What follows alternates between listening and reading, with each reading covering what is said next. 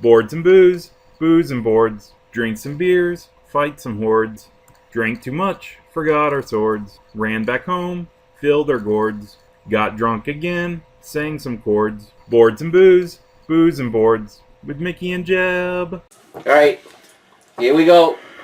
Why you shake your head, Jeb? Because we went and did something dumb, Mickey. What'd we do? You know we have so many episodes to do. We've got a long list of videos to review, games to play. We've got Lord of the Rings that we like playing, Arkham Horror, That's true. Myth. We haven't even touched Myth in I don't know how long. Yeah, a couple years. And what did we go and buy?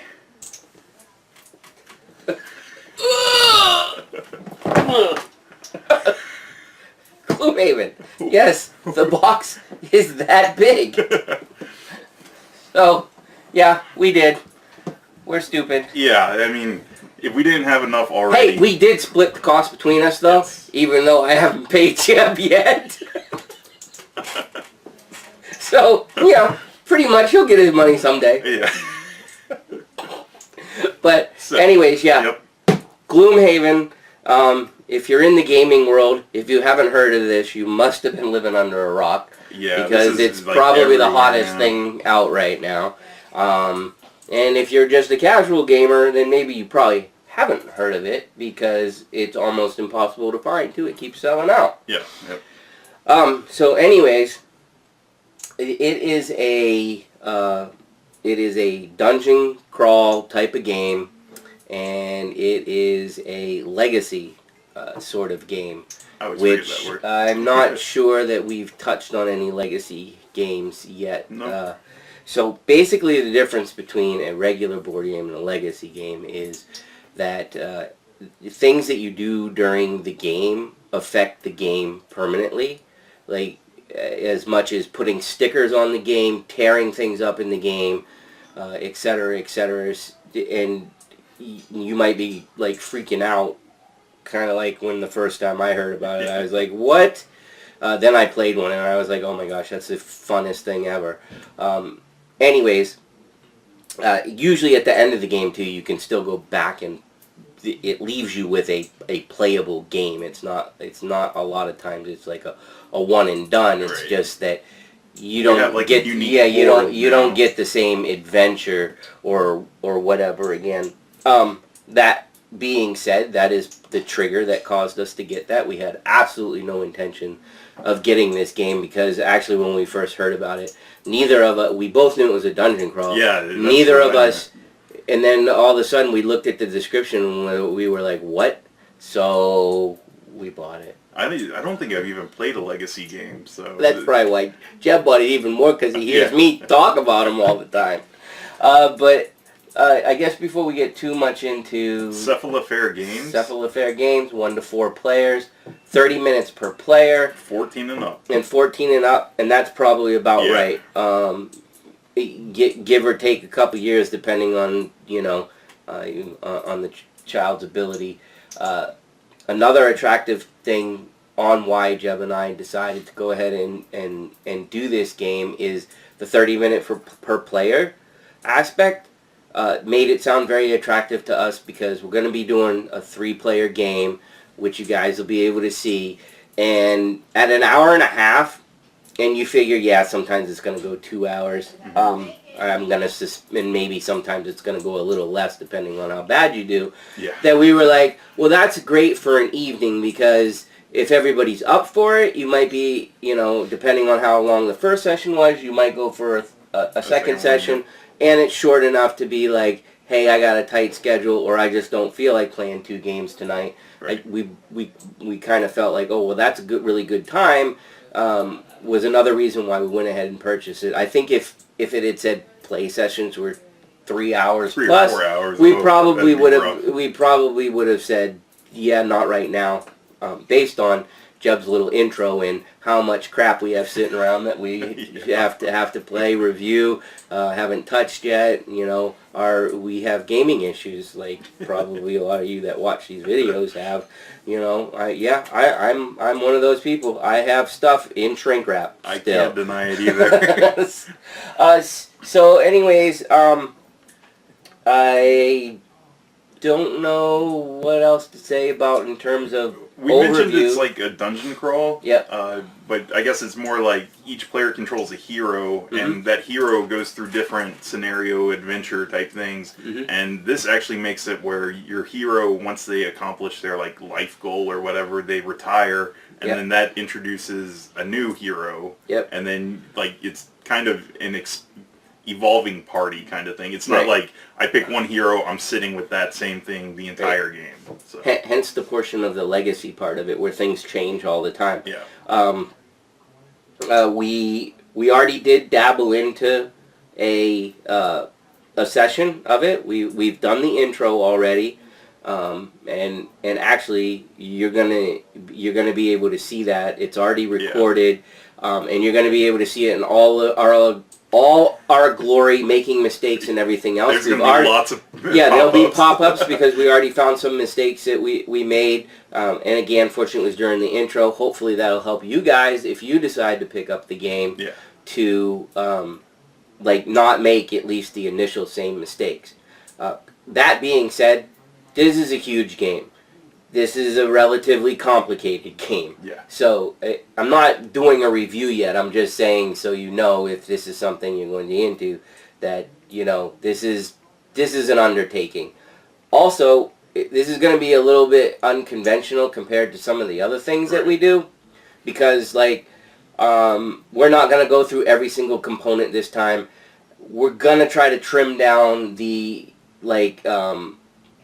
how to play or how mechanics and stuff like that to basically just the basics.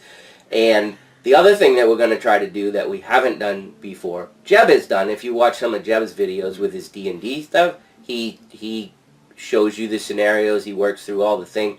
We are going to attempt to, I don't see why we won't, but we are going to record every session that we do of this. Yep. So hopefully that can help other players. And for those of you that like to watch either don't want to buy it, either don't want to buy it or you like to watch other people's adventures and you have no intention of buying it, or maybe you already did the scenario that you're just curious to see how we did and what characters we're using. And the other thing that we're hoping for is that because it's such a massive game, that any input that other players have that watch this, that like, hey, you guys, you either you should have done this, or you blew this rule, or whatever. That just helps future players and us. That's what happened with my D&D stuff when I would upload a video and I'd get comments that's like, oh, you messed up here, you forgot to do this. I would now I'm remembering to do that the next session, and hopefully I wouldn't do it again. So that's kind of our goal going with the whole series things. And Jeb's the uploader guy, so I don't know how quickly they'll be. The schedule is Friday nights. A lot of times, depending on how the video goes, Jeb can get them, within a week's time span. That's not a set rule, though, because there's 3 of us playing. We all have our schedules. Yeah. Things might come up on a Friday night, but we will try to be as regular with this particular undertaking as we can, and we're still planning on trying to get some other things in between on other days that we're trying. It's to not like we're just we don't. If you're watching this, we don't want you to think like, "Whoa, let's cancel these guys. They're going to be on this forever." No, that's not the intention. It's just we wanted to try something different. Plus, from a selfish standpoint, we really wanted to play this game. So, I think the way that I'm going to do it is, this is going to be like a normal episode, so there will be just one gameplay session, and that's the one we already recorded. And then just look for a folder on our on YouTube that's going to be labeled Gloomhaven, and that's going to contain all the videos from now on. So it's not like I'm going to go back and be like, oh, I updated this or added a video. It's just there's going to be a Gloomhaven folder, and that's going to be where you find all our sessions. So remember, this is, if you didn't understand what I meant by a legacy game, this is a changing game. Your decision, everybody has different decisions to make. Character-wise, the game can change depending on what you do, what you succeed at, what you don't succeed at. What I'm getting at is there could be spoilers. Yes, definitely. I say could be. there will be spoilers if you haven't played the game. If you have played the game, you're all set, and maybe you're just there to help us out or curious or whatever.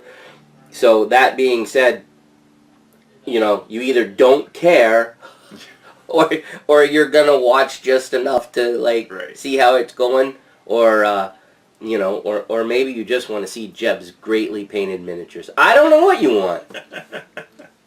So, anyways, and my unpainted miniatures, because I won't let Jeb paint mine.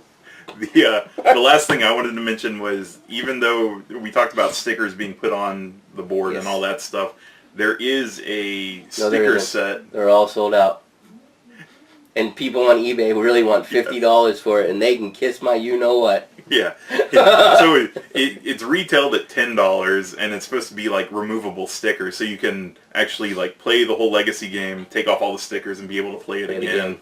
But it's completely sold out, like Mickey said, and we were hoping to get that. We'll see what happens. Yeah. So as suspected during the first scenario, we didn't really need anything. Right. So as of right now, we plan on hoping that there's some more that come out, and we're going to take notes for a little bit, and I don't know, if it becomes too burdensome, we'll either figure something out, or we'll just stick to stickers. I don't know. Because, although one person I found on a comment was like, go get one of the magnet sheets from Amazon, stick all the stickers on a magnet sheet, cut it out, buy a whiteboard, copy the map, put it right up there, you're good to go. Which is actually a pretty genius idea. So, anyways, we're hoping to get the removable stickers because, you know, I mean, if the game does offer a component to be able to make you do it, be able to do it all over again, that's kind of nice. But I'm not paying half the game's price for stickers. Just not going to happen. That's my thought on it, too. It's like... So anyways... Alright, we're going to do the components. We'll go over briefly. We're not going to go through everything. There's a ton. Then we're going to do it a little bit different. The way I have it set up, we're going to talk about campaigns and kind of what you have to do to set up a campaign, and then we're going to talk about scenarios and how to set up scenarios, and that way it kind of covers everything. And then we're going to show you the first session for this video, and then we'll do our review afterwards. So. All right. Oh, and the person joining us is Gary. Yeah. I can't remember. Was he in any of our other videos? I don't think he's been in one yet. All right. Well, so you got guest star Gary coming in for this whole series. He was super stoked about this game too. So, all right. So we'll be back in a minute with components and whatever Jeb just said. I wasn't really listening. All right. We are back, and we have cleaned a small little area on the table. And what you can't see is there's all kinds of Gloomhaven pieces all over the edge. So what we're going to do is we're going to, the stuff that we're talking about, we're going to move into the center so you have a little bit of a clue on the idea of the main components of the game. And, you know, from there we'll get into the details on what we think you might need to know a little bit more about. And that'll be about it. Alright, so let's get this started. First thing are the different books that come with the game. You've got the rule book, the scenario book, and the town's record. Rule book, nice hefty, like 50-page book or something. Yep. Almost 50 pages, you whatever. You will consult this a lot. Yes. And on the back there's a bunch of cheat sheet stuff. Yeah, it's definitely one of those deals where you get through gameplay fairly quickly, but then there's all kinds of details. Yep. This is your scenario book. It's got all the different scenarios that you end up. Kind of ends up being a little bit like a choose your own adventure type of thing. In a way, depending on how you do. Where you want to go. Yeah, where you want to go, or where you're allowed to go too. Yeah, that's true.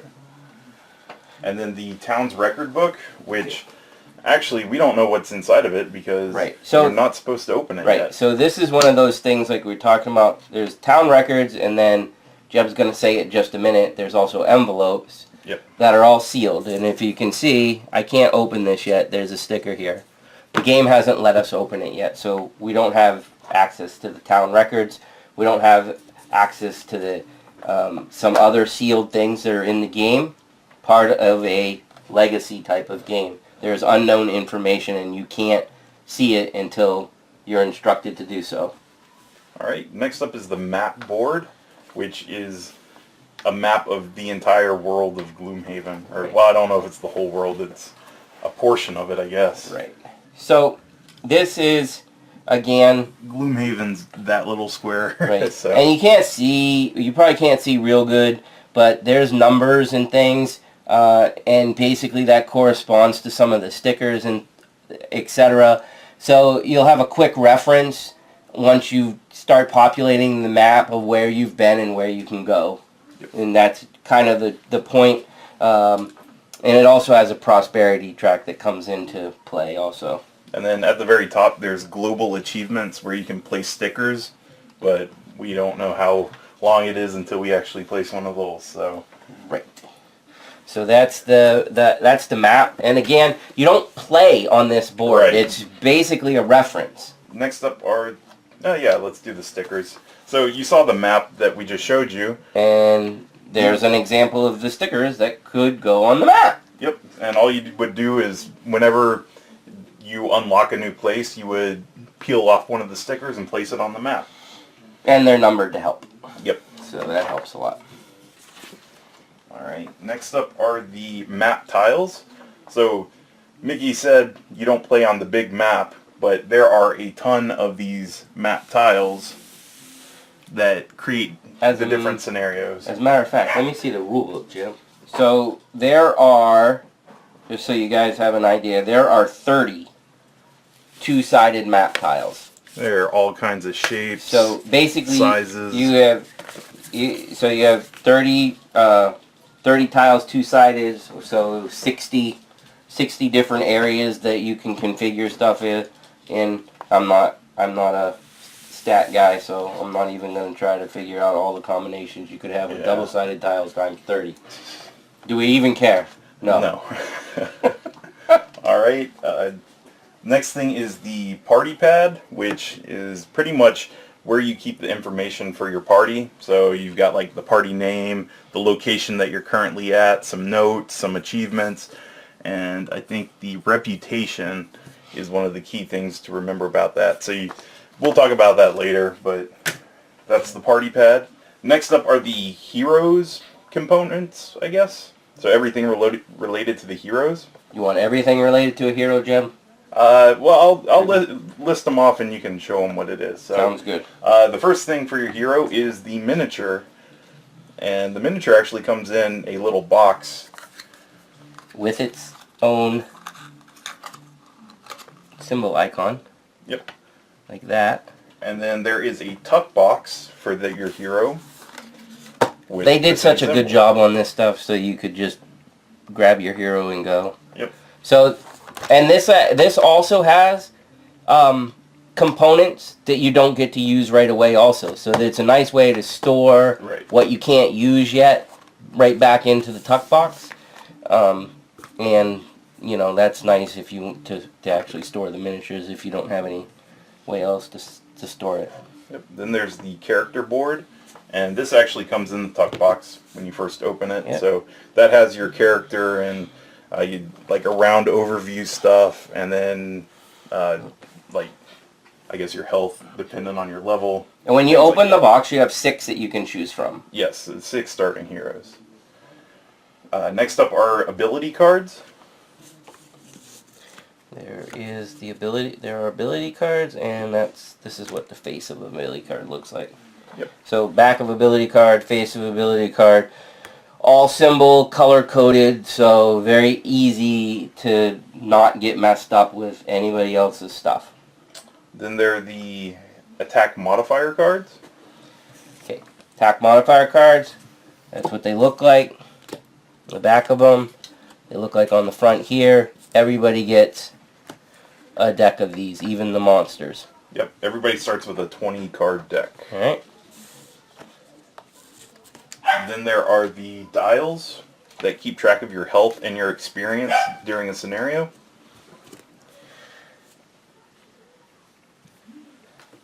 And it's pretty much a dial.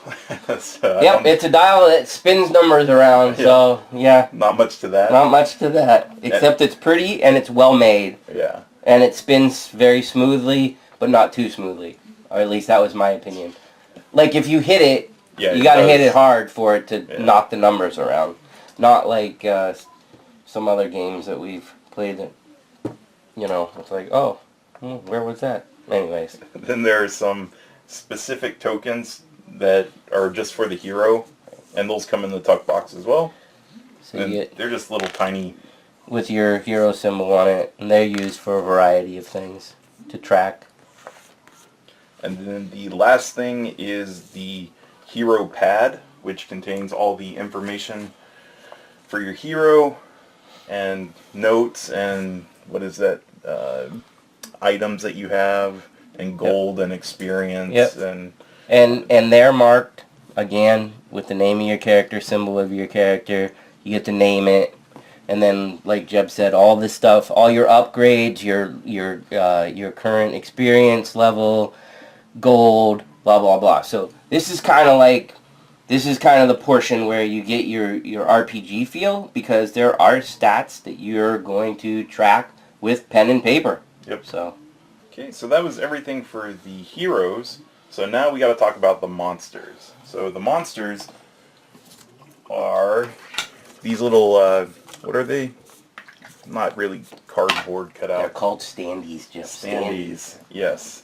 And these aren't standing right now, but that's because they need the plastic little standees to put in, right? Yes. So the monsters, all the monsters, there's multiple standees for them, and they each have different numbers. Here's an idea. Just let me keep going. Oh, wait a second. I'm not done. Oh, do you want more? So, there's a good variety of monsters in this game. It's fantastic, people. Fantastic. Alright, so you've got the monster standees, the little clips that you put them into. The yellow ones are for elite, the white ones are for normal. Then there are the ability cards. So this guy is a guard. So there is a guard deck. I guess he has a more specific name than guard. I think So those were bandit guards. Yes. But these cards that Jeb's talking about are generic. So even if you have, I'm going to make something up. I have no idea if it's in the game or not, because I haven't looked through any cards. Even if you had something that said skeleton guard, right, you would use the guard ability cards. Yeah, those. Because what Jeb's going to show you next. I should actually pull this out, right? Right. So this is the monster stat card. Right? So this is where you get your specifics. Yes. So basically this deck is used to do modifications and things like that, to attacks. Attack, tells it move, how to move, yes, blah, blah, blah. It doesn't really affect what kind of monster, yeah, you know, what they would do. This card does. Yep. So this tells what the monster, like, it has, what, health, movement, attack, and range. Yep. And if you're... And also, wait, Jeb, and any other special things in the sides here, right? Yep. Yeah. And then the white area is for normal. The kind of goldish area is for elite, which kind of matches these. And then if you're like, why does it look like this when every time you could turn it, there's stats, and even on the back, I believe, right? Right. This is brilliant. That's because so awesome. Up here is the level of the monster. So this is level 0, level 1, level 2, and so on. And this thing, which is the monster envelope, or monster sleeve, right, you just slide your monster stat card in. With the level you want in the top left. Yep. So there's the 1. And then you have the stats for whatever level you are, plus it has spaces to keep damage track of each individual monster that may be on the board, because they come out randomly. Yeah, so it's like, so great. We've got there's 6 monsters here with each a different number, And then there's 1, 2, 3, 4, 5, 6 on here. So if I do some damage to number 1, I would put damage in that area. And then you would know when to take them off the board. And they do come out randomly. Yep. So not only does this track the number, but that helps you keep track very easily with the number on there. Next up are a bunch of different cards that are used throughout the game. We'll start with the event cards. There are road cards and city cards, which at the very top, road and city. Easy enough, right? And if you ever played Descent, you probably have a little bit of guess of what these cards do. Yep, so when you're traveling to different places, you're going to have a road event. And what you're going to do is draw a card from that deck, read the front, and whatever's on the back is the result. So, and usually there's a choice that has to be made collectively in these types of things. And then the city event works pretty much similarly. It's just when you're in the city, you can be like, I want to do a city event, and then you just use these cards. So, always vote against Jeb. All right, so some more cards that you're going to see in this game. I'll let Mickey talk about them while I start putting them out. Okay, so these are the item cards that you can, you'll be able to purchase throughout the game. These are the, I forget what they're called. Battle goals. Battle goal. Yep. Okay, here's an example of what they look like. And then that's what these look like. Alright, and so... That's a player reference, if you guys care. Yeah. Item cards, pretty self-explanatory. They tell you what they can do down here. You're going to be able to carry it. They have... those are all go in the bag. They'll tell you, you know, where they reside. So that is a fist, so that goes in your hand, and it's a dagger. And it costs 20. And I'm not going to get into all those symbols, but you get the idea. So there's different costs of things. There's a nice warhammer that's 30, and gold doesn't come easily, at least at the beginning. Yeah. And then the battle what again? Battle goals. Battle goals. So these come out to each player at the beginning of a scenario. They're kept secret, and you're trying to do whatever it says. And if you do, you get to check off boxes on your player sheet, and it ends up letting you get better stuff if you get enough. So. And then personal quests. Personal quests. You only get that when you create a character, and that is the important thing. They have this the entire time they're playing the game. Yeah, that character exists. Yep. They're trying to do that. Honestly, I don't remember when it triggers. Not that I need to remember right now. But it is basically this giant goal that you have for the life of your character, which is also a kind of cool thing. And it's kept secret. Yes. So some of the stuff that could piss off your party, you know, you might have to do almost like kind of like a dead of winter thing. Like, right. I have got to do this. Sorry guys, screw you. My guy wants to retire and go all right, exactly. And then, like Jeb said, a player reference card. Basically, I wouldn't say there's a ton of information on the player reference card in terms of actual gameplay. It's a reference more for certain symbols that you're going to come across in the games as a reminder of what they mean. It's not as much of, like, do this on your turn, do this on your turn, do this on your turn. You need to learn what you get to do on your turn. Yeah. But basically, that's card-driven, so that's a different story. Then next up is the Elemental Infusion board, which comes with some special stuff that goes on it. So I'm going to just slide it all off first. So that's the board itself. And there's a round tracker up top, which says round and a bunch of numbers. And then there is 3 columns. One's inert, one's waning, and one is strong. We have elemental chips, as Jeb said earlier, that will end up going on this card. And so basically how this works is throughout the game, you'll be able to, I'm going to use the word trigger, or I think it's infuse, yeah, something like that, with these elements based on some of the cards that you have. When you infuse the field, you pick the appropriate element goes over to strong. And so all that means is that at least for a little bit of time, because this is slowly going to move back, and by slowly I mean twice, it doesn't give you much time. But while it's either in strong or waning, if you have a card that lets you use an element, and that element is in either of these two spots, then you can just consume the element and you get the extra power or whatever you want to call it off a card. So that's it's pretty simple. And then this little chip is for the rounds, like Jeb said. That only comes into play if it tells you you're using rounds. Like it's like a timer. So if you get to a scenario that says, you know, you only have 7 rounds to do this, take out your little round tracker and remember to move it along after each round of the game. And the last components that we need to talk about are what's the most plentiful in this game. It's tokens. Yeah. So I already showed you a boatload of monster tokens, which here they are again. Now this is just monster stuff. I'll keep this off to the side. These 2 bags here full of stuff are what's called overlay tiles. And there's all kinds of things in the overlay tiles. Jeb's showing you one that was off the adventure that we just played. There's like a trap there. He showed you a table earlier. Here comes a treasure chest.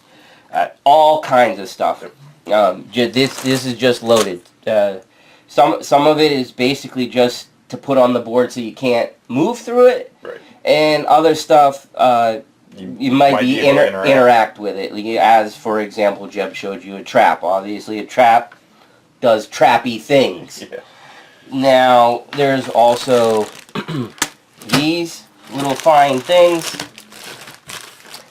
that help you remember certain places on the board. They're numbered. For instance, if you go into a place and there's like multiple doors, the map on the scenario may have numbers on it, so you or even letters, so you can put those right on the board so that you have a reminder for when you need to go reference back to the scenario book and be like, oh, okay, now it's time to read this, or now it's time to do this, or whatever the case may be. Very nice little reminders there. And last but not least, and we're pretty sure that those are big baddies that we don't know when we're going to encounter, because that's what they look like. Because most of them don't look helpful, so I don't think they're allies for us. No. I'm guessing. I'm not sure. And that was just if they some of these we can use, do not write in the comments that you're going to get to use these. I don't want to know. So that was just everything we have in bags that we're not using normally. Yes. There are things like this, which are summon tokens, and the corresponding little token that will go on the card that summons whatever got summoned. Right. Then there are some... So these kind of work like if you're familiar with the game X-Wing at all, you can grab any of these and take the corresponding color and number that goes with it. And that's how you track what's going on in the board. So Jeb could take this color, and that's a purple one, and there's a purple one there, and then that's like a yellowish number 1, and there's a yellowish number 1. So you probably get the idea of what I'm talking about, how you could use those for numerous things throughout the game. Then we got some wound tokens, which, as in all dungeon crawlers, track how much damage is being done. You actually don't use them for your heroes because you have the dial to keep track of it, but those are going to be used for the monsters. Right. And again, like we showed you earlier, I want to grab a sleeve there, Jeb. So, again, if like bandit number 1 got damaged, 2 damage, I would take 2 damage counters, just place it in the 1 slot. That way I don't have to put any damage on the board and worry about it not going with the appropriate guy. Or if there's a whole horde of things together, you don't have to worry about that. You don't have to worry about dials on the bottom of your monsters to turn each time either. Not that that's a bad mechanic, but this is pretty smart for this type of game, I think. And then we got some money tokens, which are just 1s and 5s, and they drop on the board, and when you pick them up, they're worth a certain amount of gold. And then there are some status effect tokens, like most dungeon crawls. They're status effects, and that's what you use to track them. So I believe that's all of the components for the game. Anything we probably didn't talk about isn't being used right away in the beginning.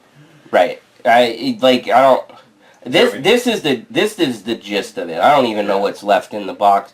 But there's random dungeon cards and scenario cards, which I don't know when those are coming out, so. The scenario cards, I believe, are for when you just, like, when you literally want to randomly play a scenario. However, that being said, the book highly suggests that if you're ever going to play a campaign, do not play a scenario that you haven't already completed. Right. Because you'll ruin stuff. Okay, so that's it for components. We will be back with talking about a campaign and how to start that up.